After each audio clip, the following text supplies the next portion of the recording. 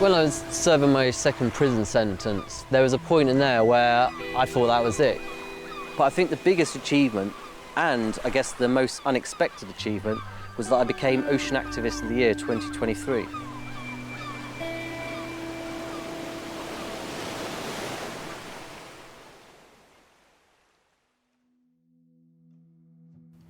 I went to boarding school from the age of 7 till 18.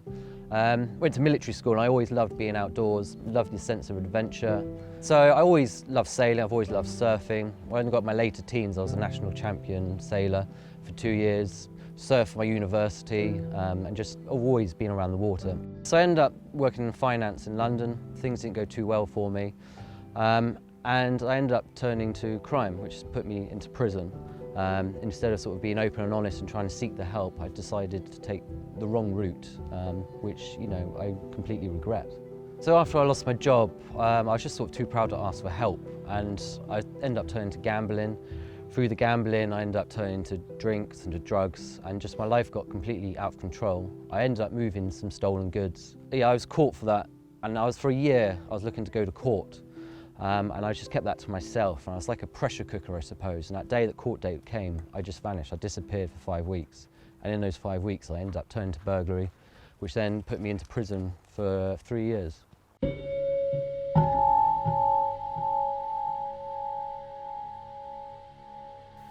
So you punish them, it's dark, it's miserable, they're fucked, they're broken, they're in a cell. What does that give you? When they get released from prison, which 99% of people do, other than the people that die or take their lives in prison, they're going to be a neighbour. Who do you want? Do you want someone who cannot function in real life? Or do you want someone who's loving and caring and ambitious and driven and passionate and wants to be a citizen and a taxpayer and a father? You know, that's what it's all about, isn't it? The guys in prison and girls, they don't want a lot. They don't want a lot. They just want the basic humanity, respect, not being looked at, not being judged. You know, you've got your worst mistakes written down on a piece of paper, and every 6 months you have to go through that. The worst things you've ever done, no one knows about. Your worst secrets, and you kind of think, what's the fucking point in that? There's just nothing that's going to help people with that. It's just labelling them, criminalising them, making them feel even more worthless than they already do. Whereas if we build strength and positivity, and if we say, do you know what, you're right person, I love you, you know, then that's the first time some people have ever heard it.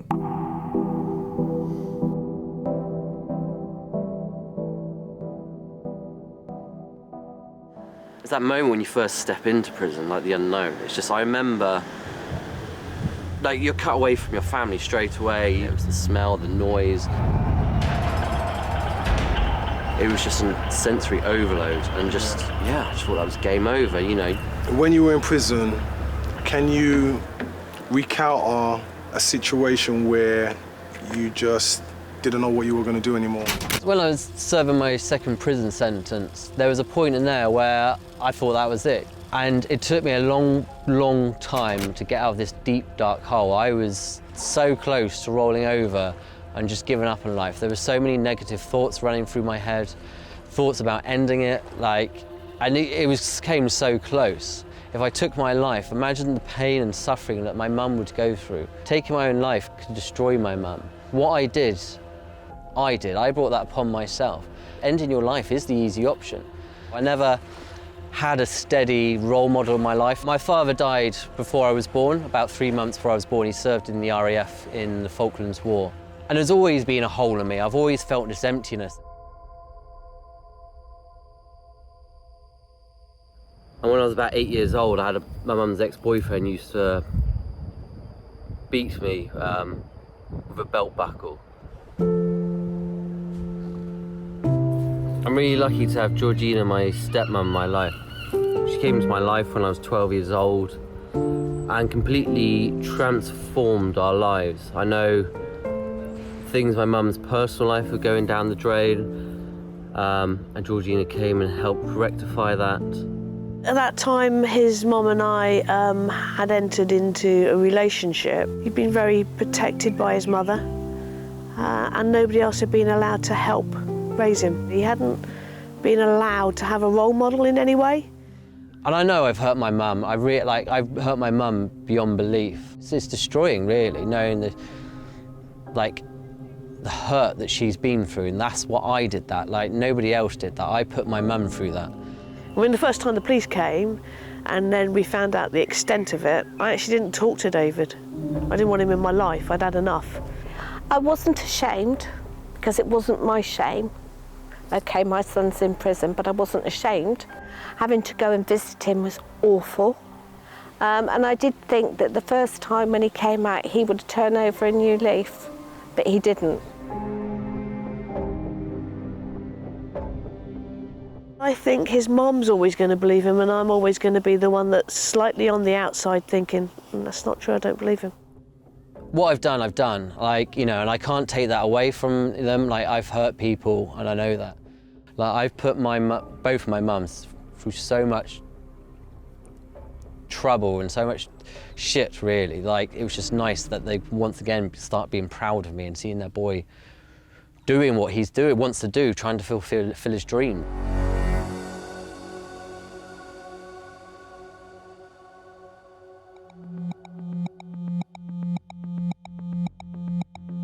I remember him really clearly because he kind of stood out. He didn't quite fit in. He had a real determination about him. He knew what he wanted to do. The thing about prison, it's so easy to just let the system take you over and just get lost in the system.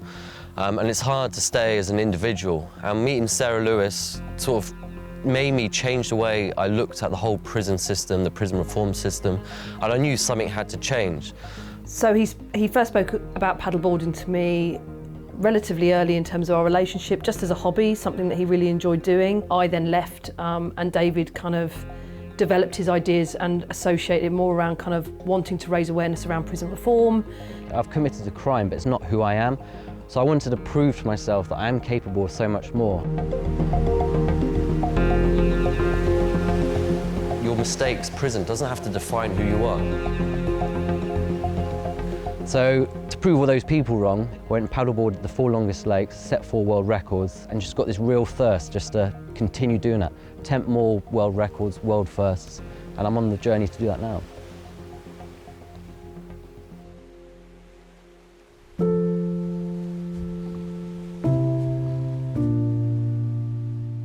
So the whole reason I've taken to the paddleboard and why I keep pushing myself is just because I want to learn more about myself, and that's what the power of adventure does. It teaches me so much about who I am, what I'm capable of, and I want to share that with everybody else as well. I want more people to reconnect with themselves.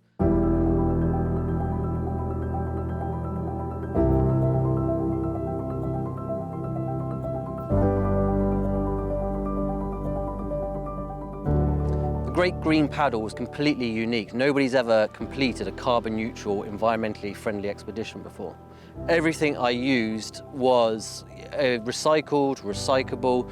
So the paddleboard I used was completely recycled. Everything was found in the skip. My clothes were from a sustainable, recyclable clothing company. The food I used, such as crickets and locusts, were all sustainably sourced. I mean, even the tech I had was made from recycled plastic and wheat fibres. I mean, what I loved about this journey was learning that so many companies are trying to do so much great work to help the environment. And it was just a complete educational journey for me and learning about all these fantastic things that are going on. Literally, my watch I had as well was made from wood. Some of the paddles I used were made from bamboo. It was an unbelievable eye-opener, and it's a journey that I want to keep going and pushing. So I learned about the Isle of Wight project because I kind of stayed in touch with David a little bit, mainly through Instagram, and I was kind of keeping tabs on on his adventures, what he was getting up to. It was a pretty insane idea to start with. I mean, I didn't realise how crazy of an idea it was until I actually saw the board that he was using. It just sounded like a great idea, it sounded like a really cool way of raising awareness about environmentalism issues. I've not heard of anyone paddleboarding around the Isle of Wight, let alone on one made out of rubbish. I thought the idea of making the entire adventure sustainable was, well, firstly I thought it was probably not possible, and maybe it could have been, I don't know, a statement maybe used for PR purposes, but then actually speaking to David I realised that he wanted everything from the clothes he was wearing to the transport to be sustainable, and he managed to get hold of an electric camper van, and he was after some sustainable clothing, which I was able to help out with. You know, sometimes in the adventure outdoors industry, there are people that are in it for their own self-interest or motivations. They want to achieve a challenge to further their own interests or promote their own profile. But actually meeting David and speaking with him about the ethos of the adventure and the whole story of it, how it started with, I think it was a previous adventure up in Scotland. It made me realise that it was entirely sincere, and he really did want to do something about it. So the Isle of Wight is diamond-shaped, and to do it quickly, it means I couldn't hug the shoreline. So I've had to get from A to B and then sort of cutting quite far out to sea. I mean, there was points that you could be over a kilometre off the shore, going against or going with the tide, but there were points where I was having 4-foot waves around me. But then there were other times that I'd be sitting on the beach. I mean, the second day, I was literally on the beach for about 20 hours, waiting for the weather to change and the tides to change. So I didn't really go far that day. The amount of plastic I saw out there as well, whilst I was alone on some very remote beaches, was significant. And it's doing this challenge, I wouldn't have seen that. And I realised actually more has to be done to protect our beach lines. I remember after the first day, I mean, I realised that the challenge was actually a lot tougher than I thought about when I predicted. And I remember sitting on the beach, I was shattered, I was tired, and I remember just looking at the camera, talking to a camera. I just think I've just come so far. Yeah. And I don't know why, I'm feeling a little bit emotional now tonight. I don't know what it is. I felt so lonely, so afraid, and it recalled memories of when I was on the run, when I was meant to go to court and I disappeared for 5 weeks, and memories of sitting in that tiny prison cell. Like, it was memories that I didn't like. It was negative memories, and I shouldn't be feeling like that when I'm living the dream that I want to do. And that's the moment when I realised how powerful adventure is. It pushes me into some depths and deal with demons that I've still got in my mind, and it's things that I can learn to take control of and hopefully overcome and go on to live a much more meaningful life. At that moment on the beach, I wasn't expecting those negative emotions to sort of creep up, but when I was serving my second prison sentence, one of the main things I did was to try and focus on myself and actually learn about who I was. And I read so many self-help books, and I met Dr. Sarah Lewis. And from the moment that I realised adventure was missing from my life when I was in prison, that's when I started a journey of growth. And if I didn't undertake that journey of growth to learn about myself, I don't think I could have dealt with those negative emotions that I had on the beach.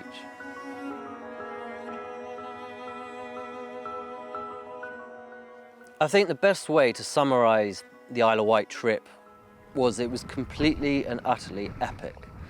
Like, in my mind, I was expecting 5 days of sunshine and calm waters, and it was far from that. The first day, the winds turned against me. The second day, I couldn't paddle. The third day, my leash snapped, I lost my board. The fourth day, I went through St. Catherine's Point where two tides hit each other. It was the most scariest thing I've ever done in water. St. Catherine's Point! Woo!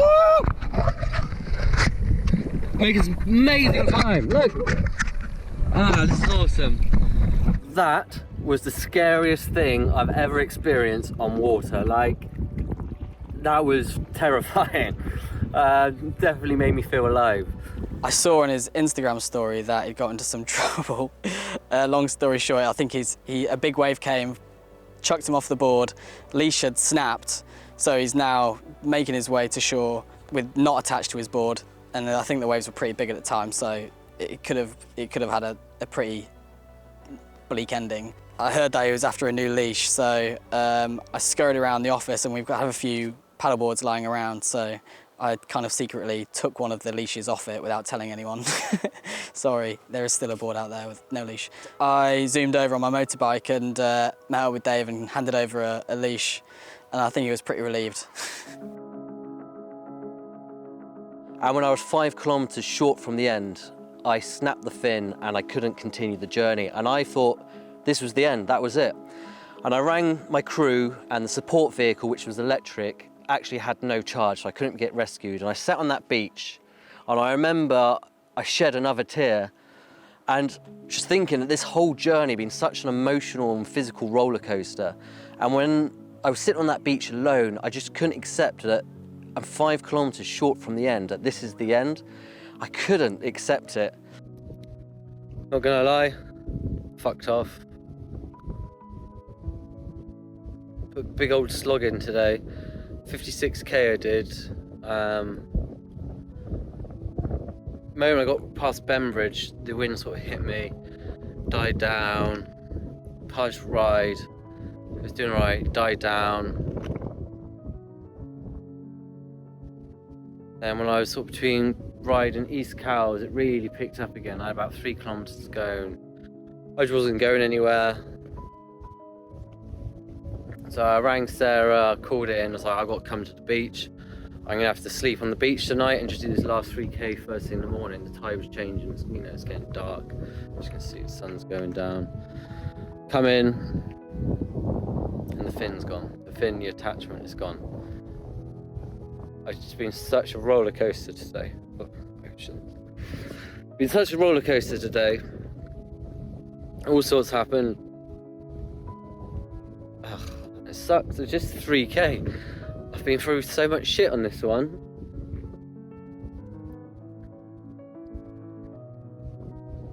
And not to finish it. And I slept on it, and the next morning I thought, you know what? I'm gonna walk it. So I wrapped the leash around my waist, and I walked the last 5 kilometres in chest-deep water, stubbing every stone along the way. And it was in that point that I realised that no matter what life does, it's like you've always got to give it your all. And until you've given it your all, that's the only time you can really accept defeat, but know that you've tried everything you can possibly do. I can't get all this way and not finish. I can get a fin, I can't get a mount. I've got one last attempt. I'm gonna walk the shoreline. If I stick to the shoreline, I can get to Cowes. It's 4.3 kilometres.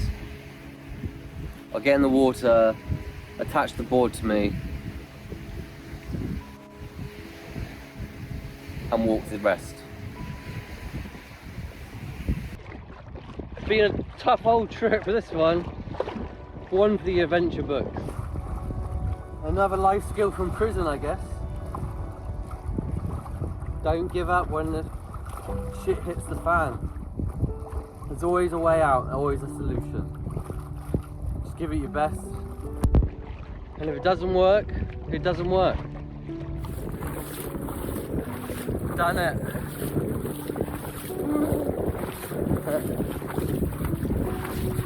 Back at Cowes. Sarah.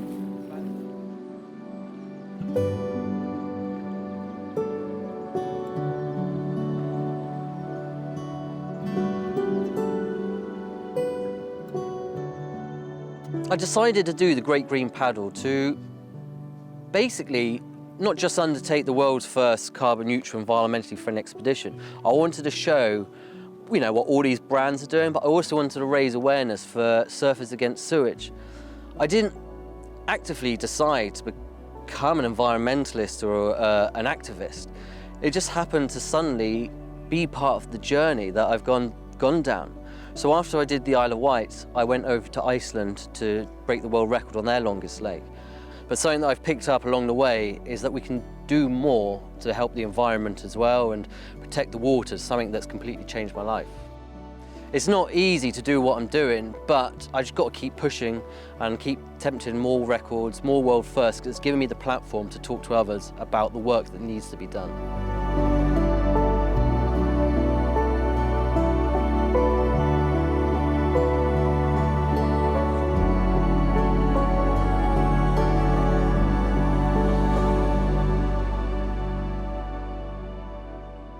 There aren't that many adventurers that are really thinking about the environment and their impact on the environment. I think a lot of adventurers have motivations that weirdly is not to do with protecting the outdoors, which for me doesn't make too much sense. So it struck a chord with me. I think David sets these ambitious targets for himself, whether it's world records or just huge adventures, expeditions. But I think my interpretation is that the environmentalism side of it is another extension of almost making it harder for himself, perhaps. I do genuinely think that he wants to make a difference and, you know, really wants to create a positive impact on these issues. But I think beyond that, I think it's also just another way of challenging himself. I think the biggest achievement, and I guess the most unexpected achievement, was that I became Ocean Activist of the Year 2023. An award that I'm just so proud of. Like, it's one of the biggest achievements that I have done since I've left prison, and it's something that I never actually set out to do, not like the world records, the world first that I attempt. It's an obvious partnership between David and Surfers Against Sewage. It's David's opportunity, our opportunity, to get all adventurers to consider the habitats and the equipment they're using and make sure they make conscious decisions to make sure that what they're doing is the most environmentally sound way for them to be performing in those environments. It is really great to see an adventurer who's using their platform to talk about environmentalism issues, because it's just not embraced as in the industry as much as you might think. As an adventurer, it is sometimes hard to consider the environment when you're striving to achieve a goal, and David is certainly not alone with this issue. I've wrestled with it on a few adventures, and you have to find a way. We all have to find a way to put the environment first.